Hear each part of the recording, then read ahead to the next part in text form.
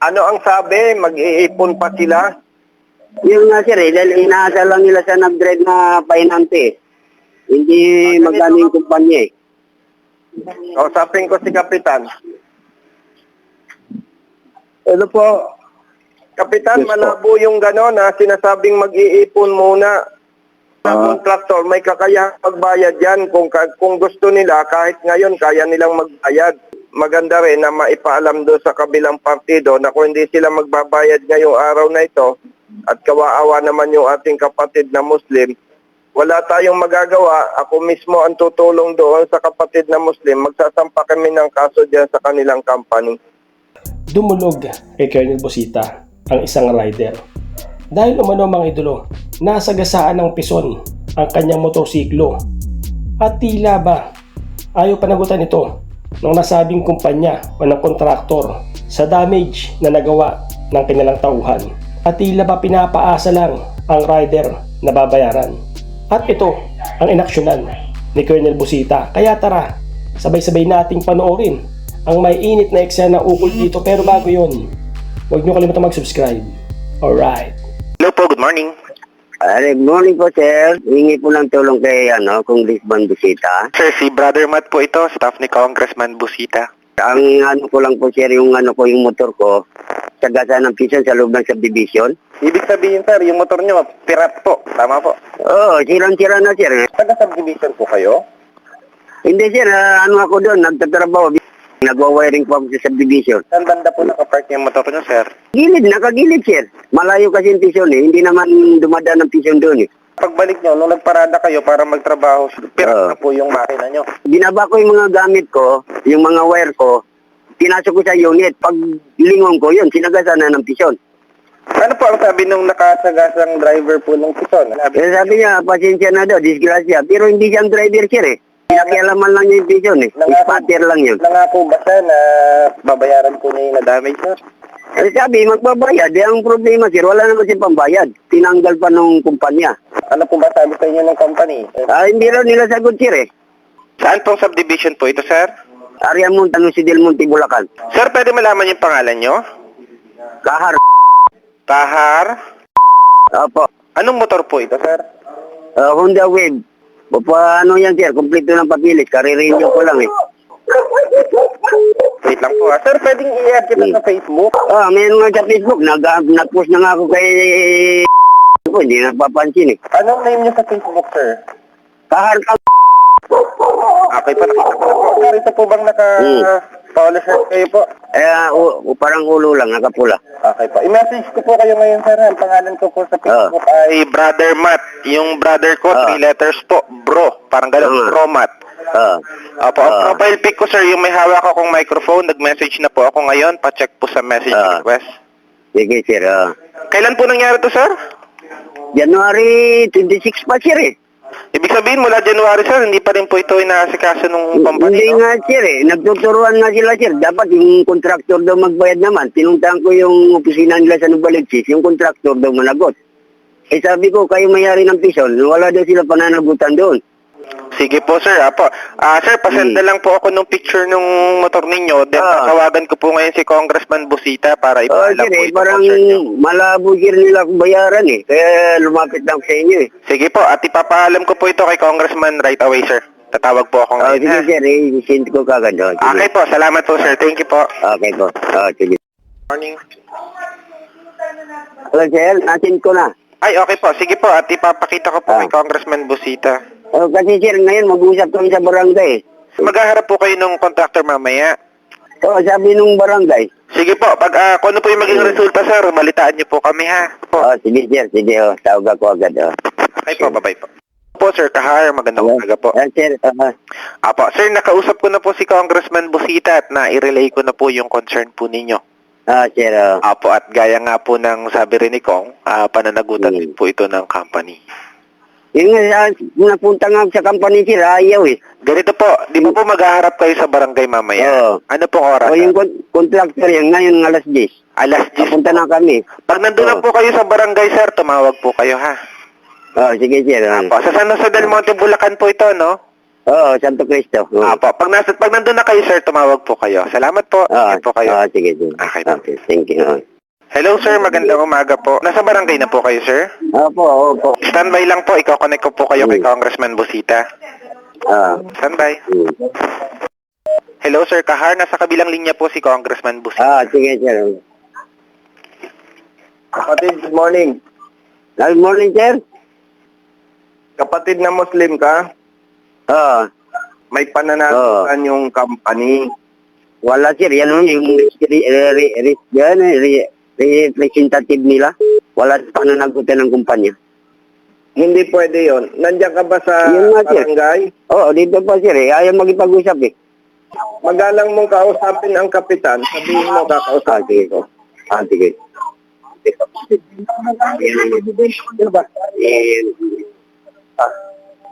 Dito na nagutan din. Hello po, sir. Kapitan, magandang umaga po. Yes po, Congressman, good morning po.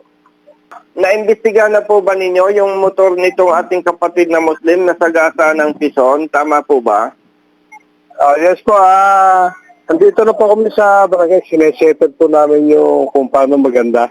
Actually po, meron po motor na dala yung respondent. Ang problema po, hindi niya ko nagustuhan yung motor. So, ang nagiging agreement po namin, bibigyan na lang po ng pera. Yan po yung aming huling nagiging usapan. Bahala na pong bumili yung complainant. Wala naman tayong pinapanigan dahil yung driver, yung company, yung kapatid na Muslim, wala naman tayong Opo. pinapanigan dyan. Pero may pananagutan sila. Tama po ba? Yes po, yes po. Okay. Yun po yung Kapitan, naging- pwedeng makausap yung representative ng company? Sige po, yes po yung representative. Hindi po. Sir, kausapin ko rin ng representative. Hello? Hello, good morning. Morning po. Kapatid, si Congressman Busita ito. Yes, sir, po. Ikaw ba representative ng company? Yes, sir, po. Ako po. Pero yung linawin ko lang po, yung nakasagasa po, hindi namin sila regular ng empleyado. On call lang po yun. Pero siyempre, empleyado ninyo, responsibilidad ninyo yung kanyang napinsala. Sir, ulitin po, hindi po namin sa regular na empleyado. On call lang po yun, sir. Kapatid, ganito nga, kahit po. pa yun ay regular o hindi, responsibilidad ninyong panagutan yan dahil tauhan pa rin ninyo yon. Huwag tayong magpalusot. Inaano namin yung usapan kasi ang gusto po ng complainant, ganito po. Yung motor na dala ngayon, ibabalik, titirahin ulit, tapos yung cash, ibibigay sa kanya kasi siya na lang bibili sa kasa. Doon sa halagang gusto niya, yung sabi nga niya, 18,000. So yun po yung ipapaila na yun, magtitirmahan sila dito sa barangay. So, yun na po, yun din po ang i-report ko sa office. O sige, gano'n na lang. Okay. Opo, yun po ang ano nila. Kasi para di po humabay, kasi naabala rin po kami. Tama ka, sabihin mo sa company, suportahan na lang Opo. yan dahil talagang gano'n, bagaman at hindi Opo, sinadya, pero responsibilidad ng company yan. Sige po. Actually sir, pagkatapos nito ngayon, papatawag ng aming manager yung alam ng Pison, saka yung supervisor nila dati, saka yung isang operator ng Pison para pag-usapan yung bagay na yan. Kasi yun nga rin po ang suggestion, sabi ko, maliit na halaga lang naman yung pagbigyan na lang para matapos na po. Oo, sabihin mo sa iyong company, kung ano man ang usapan ninyo sa internal doon sa operator Opo. ng Bison at ng engineer ninyo, bahala na kayo. Yes, sir. Ang importante, mapanagutan yung Yes sir, yes sir, mapalitan po. Sige sir, sige. Yun po ang ko yung pagbalik namin sa office. Dito pa po sa barangay. O sige, at monitor ko na lang yan. Pakibalik kay Opo, Kapitan sir. ng telepono. Apo, sige po. Salamat. Hello? Kapitan, ikaw na muna po ang bahala dyan. Basta huwag lang maargabyado yung ating kapatid na Muslim. Hindi, nandun na si Kapitan sa taas, sir. Sige, magkano ba ang cash na mas gusto mo para ikaw na ang bibili? Sabi ko, may nasa online na kahit 18,000, mayroon eh. Yung mga chikan na sa kasa. Huwag kang peperma sa kasunduan kung hindi mo nahahawakan yung pera na dapat bayad doon sa iyong motosiklo. Yan nga, sir, matigas kanina, sabi niya, wala daw silang pananagutan doon eh. Kahit yung driver nila hindi permanente o hindi regular, pananagutan pa rin nila yung damage sa'yo. Tawag ka sa opisina kapag hindi nila binibigay yung kailangan mo. Sige, kung maraming salamat. Oh. Brother, sige. monitor. Copy po, Kong. Copy po. Okay, bye-bye. Okay po. Bye-bye po. Sige, sige. Hello po, Sir Kahar. Magandang umaga po. Ganun po. Opo, sir, i-update niyo po ako anong mangyayari, ha? Ayun nga sir, problema sir, mag-ipon-ipon pa daw ng pera, yung inanungan nila sir, yung sa driver lang. Ibig sabihin, hindi po may bibigay yung pera sa inyo ngayon. Mag-iipon pa po. Sir mag-ipon pa daw sila ng kasi parang inasa lang nila din sa driver. Teka lang po. Saglit lang, sir. Ita-transfer ko po ulit kayo kay Congressman Busita. Hello po, sir. Nasa kabilang linya po si Congressman Busita. Sige. Hello, Kong? Kapatid, Kapel. ano ang sabi? Mag-iipon pa sila? Yung nga sir, dahil inaasa lang nila sa nag-drive na painante. Hindi magkano yung kumpanya Kausapin ko si Kapitan. Ano po? Kapitan, Yes, po. malabo yung gano'n na sinasabing mag-iipon muna. Sa kontraktor, may kakayahang magbayad yan. Kung gusto nila, kahit ngayon, kaya nilang magbayad. Maganda rin na maipaalam doon sa kabilang partido na kung hindi sila magbabayad ngayong araw na ito at kawaawa naman yung ating kapatid na Muslim, wala tayong magagawa. Ako mismo ang tutulong doon sa kapatid na Muslim. Magsasampa kami ng kaso dyan sa kanilang company. Ganun po. Opo. Ang mahalaga lang, Kapitan, maipaalam sa kanila. Yes po. Sige po. Opo. Salamat po. Bye-bye. Kahir, magandang umaga po ulit. Sige. Huwag po kayong aalis dyan sa barangay hall ngayon. Ano po? Sige. Apo, sir, matanong ko na rin, saang barangay po yan? Santo Cristo, San Jose del Monte, Bulacan. Standby lang, Sir Kahar. Tatawagan po agad okay, kita at tatawagan ko lang din po yung station dyan. Ano po? Okay sige. po, bye-bye po. Wait lang po. Good morning po. Sir, si Brother Matt po ito, staff ni Congressman Busita. Opo. Sir, ito po ba yung sa Chief of Police po ng San Jose del Monte, Bulacan? Sir, pwede po malaman yung pangalan po nila, Hepe? Lieutenant Colonel Albiar po. Okay po. Albiar. Sir, okay lang po ba? Ikonek ko na po kayo kay Congressman Busita. Kakausapin po Sige po. kayo. Sige po. Okay po. Standby lamang po, Hepe. Wait lang po. Hello po, sir. Nasa kabilang linya po si Congressman Busita. Opo. Hepe, good morning. Good morning, sir. Idol, sir. Salamat. Yes, sir. Hepe, Sir. Opo, sir. Ano po may nataginig ko, sir? marerespondehan lang ako. Motorsiklo na sagasa ng Pison. Pwede pong ibigay niyo po yung contact ko sa sir. Tawagan ko yung contact number ng tao. Pwede po, sir. Patawagan ko. Hepe, ibibigay nitong staff ko sa iyo yung complete details. Tapos, Apo, with sir. all due respect, pasuyo, padala na investigator para maimbestigan properly. At Apo, kung sir. hindi mag-settle yung nakasagasa ng motorsiklo, pailan na lang natin ang demanda. Opo, sir. Sige, sir. Tulungan po natin, sir. Sige, sir. Utang ako sa iyo. Dito. Okay, sir. Okay, sir. Idol, sir. Basta tulungan namin, sir, yan. Idol, sir. Thank you, sir. Hepe, advance Apo. thank you. Apo, sir. Welcome po, sir. Welcome po kayo lahat, sir. Okay, bye-bye. Brother Matt, Okay, sir. ibigay ang detalye kay Hepe pa imbestigahan. Copy po, Kong. I-message ko po ngayon. Okay. Okay po. Thank you po. Thank you po. Kahar, magandang umaga po. Sir, Paki-alerto po nung cellphone po ninyo. Possible po na natawag si Hepe po ng San Jose del Monte, Bulacan. Binigay ko po yung number ninyo.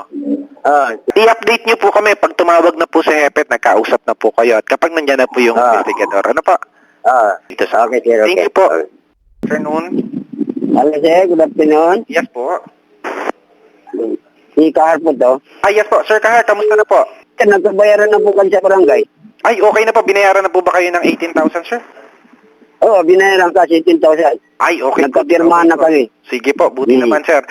Sige. Okay po. Bye-bye po. Okay, sir. Sir Kahar, good afternoon po. Ano ba? Gusto po, sir? Sir, i-connect ko na po kayo kay Congressman Busita para may balita po sige. natin yung update. Okay po, wait lang po. Sir, nasa kabilang linya po si Congressman Busita. Hello, sir. Hello, kapatid. Hello, Kumusta? sir. Magandang balita, Kong. Niresponde ka Okay ng na. police. Nagpunta ng pulis kanina. Okay ng problema mo. Okay na, sir. Nagbayad sila. Magkano? 18,000. Sir, maraming salamat. Kung hindi kayo, hindi ako mabayaran, sir, eh. Kung kanina, ina-lit-lit nyo ako, ayaw nyo magbayad. Ngayon kako, sakot din pala sila, eh. O, di, okay na Pati tikap, problema mo. inaayos, Okay. oh. Okay na, Okay sir. na. Check ko, maraming salamat. Basta may problema at tama kayo, tawag lang. Okay, sir, oh. Ingat, ingat kapatid. Saan ka sa Ingat Mindanao? din, oh. Parang Maguindano, sir. Ay, oo. Punta kami dyan noong noong 2022. Okay, sige kapatid. Ingat ha. Sige, sir, ingat din. God bless. Okay, bye-bye. Hello sir, good afternoon po. Ay, okay na raw. Apo, yes sir, sir, kakausapin daw po kayo ni Congressman Busita, Hepe. Sige. Okay, wait lang po Hepe, connect ko po kayo. Standby po. Ilang linya po si Congressman Busita. Sir, magandang sir. Okay, maraming salamat sa assistant. Opo. Ayun, sir, walang problema, sir. Basta makatulong tayo, sir. Ganito, Hepe, Apo. basta tama. Kampi-kampi tayo. Opo, sir. Oo, hindi ko naman kayo tatawagan kung mali ang ating gustong mangyari. Yes, sir. Maraming salamat, Hepe. Welcome po, sir. Maraming salamat din po, sir, sa tiwala. Thank you, sir. Okay, Thank you po, ingat. thank you po. Bye-bye. Apa. Thank you, sir.